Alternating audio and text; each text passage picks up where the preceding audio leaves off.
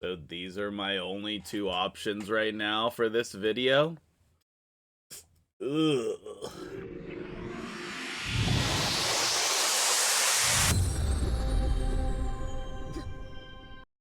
So we have been budgeting this month, and obviously we're over budget, but we're still reasonably, I don't know, you say what you want. But anyway, I'm, trying to show you guys the purchases I'm making this month. That is in no way pressure for you to purchase anything in this game. I'm just giving you clarity on the difference in the decision making process. So, for example, here, if we get this one, this is over $3 per void shard. If we get this one, it's under $3 per void shard.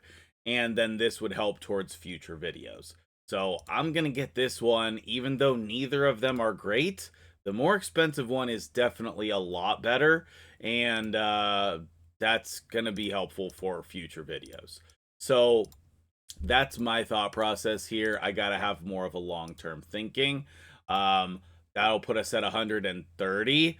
We didn't need that, but I did need something. Okay, I needed a little bit of a boost. I didn't have quite enough shards saved.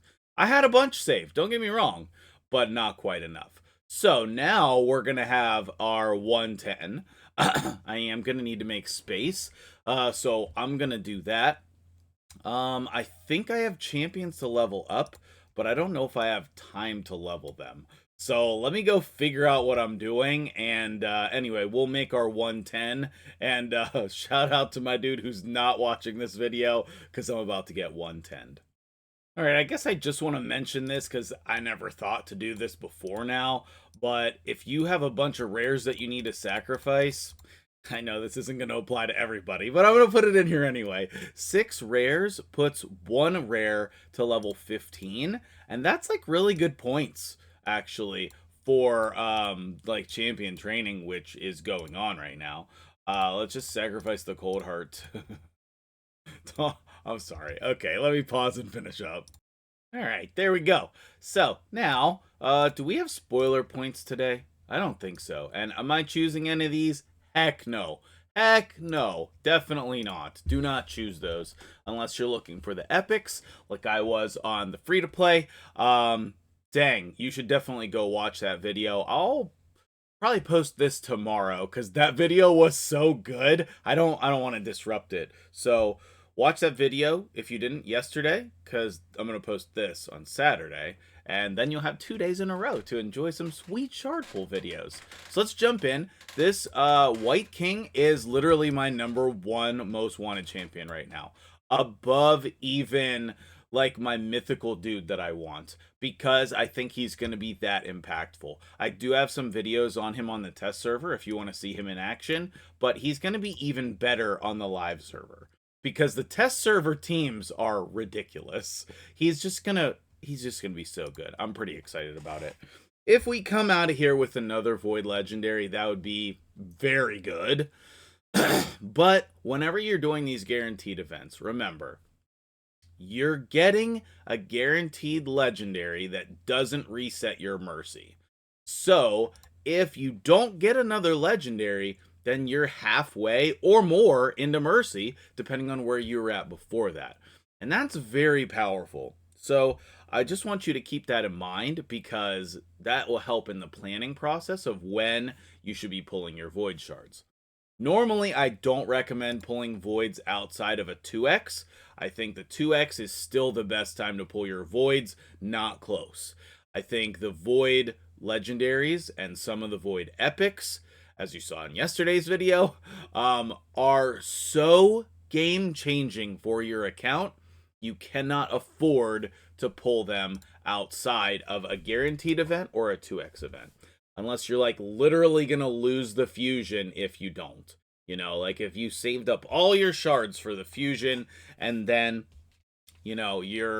that's your last option is to pull the void shards in order to get it, then okay. But normally I would say don't do it. Also, for what it's worth, if you want to invest in this game and you want to pull shards for this game, putting money into void shards is your best bet also. I would say, like, over the course of me playing this game, that's been the most investment that I've had, and you can tell based on the number of Void Legendaries I have and the amount of content that I've cleared because of it. So, all of that is pretty important information with your Voids. Now, whenever it comes to guaranteed champion events, you have to be willing to pull your shards with nothing at the end except that legendary.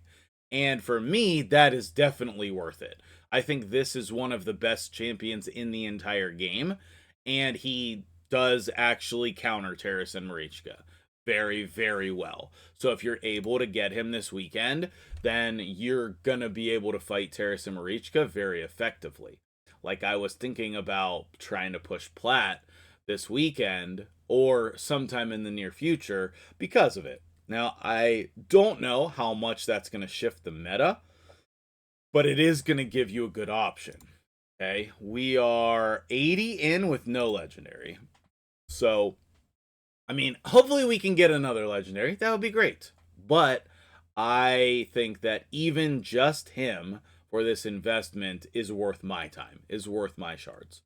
But let me know what you think in the comments below, and if you're pulling, let me know as well. I would love to hear what you got, and hopefully it's more than what I got. But it's not, you know, maybe we'll get one here at the end. Who would I want to get if I could get anybody? Probably Sifi. If I like had to like choose like who I'm getting. Is this the last 10 pull for him? This is the last 10 pull. So hopefully we'll get 2 legendaries in this 10 pull. Yeah, if I had to choose anyone, I would choose Sifi. I have never had her on any account that I've run. And she's really just that good still. She's that good. No? Alright, here's my dude. Alright, well, that's actually a pile of crap. And it does feel a little bad. But you have to be okay with that if you're going to do these guarantees.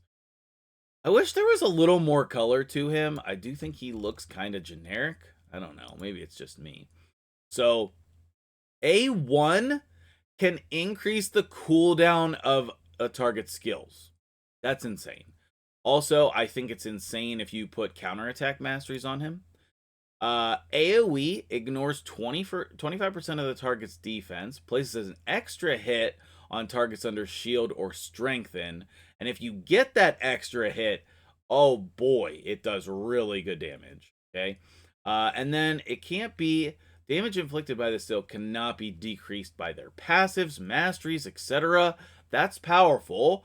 His multipliers on this are not insane, but if you get the second hit, then it makes it really strong.